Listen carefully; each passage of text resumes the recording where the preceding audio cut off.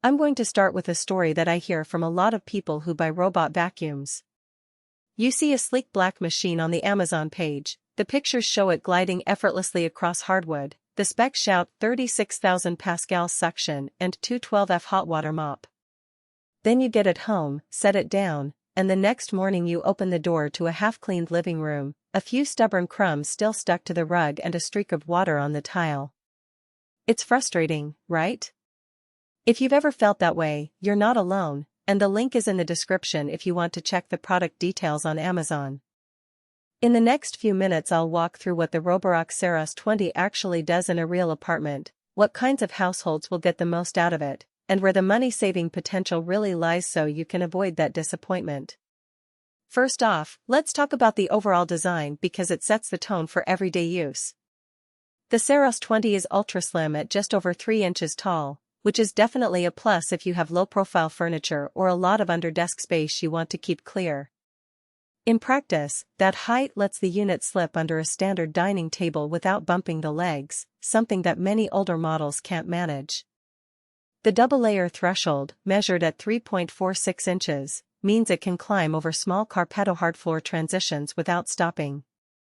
I tried it on a typical 1-inch carpet strip that runs along my hallway, and the robot crossed it without any hiccup, which is a real time-saver for people who have mixed flooring. Now, suction power is where the headline number, 36,000 pascals, tends to get people's imaginations going. In plain terms, that amount of suction is enough to lift fine dust and medium-sized debris from hard floors, but you'll notice a difference when moving to thicker carpet. In my own test on a plush 10mm rug, the robot's brush spun fairly fast but the suction struggled to pull a heavier crumb all the way into the bin. That's not a deal-breaker, but it's a practical limit. If you have high-pile rugs or thick shag carpets, you might need a dedicated spot cleaner for those areas. On tiled or laminate surfaces, the suction does a solid job. I saw it pick up popcorn kernels, dried pet hair, and even the tiniest sand grains without a second pass. The mop function is the other big selling point. Roborock touts a 212F hot water wash, which sounds like a chemical-free way to tackle sticky stains. In a real kitchen scenario, I filled the water tank with warm tap water and let the robot do a 3-minute pass over a spilled sauce spot. The hot water did help soften the residue, but the mop pad itself is thin and tends to get saturated quickly. After about 10 minutes of continuous mopping, the pad started to drag, leaving a faint streak rather than a clean swipe.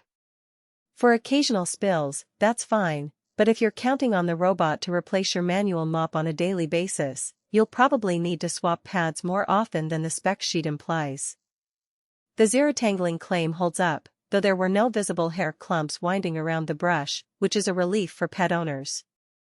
One of the most interesting pieces of tech on the Saros 20 is the Reactive AI 3.0 obstacle recognition.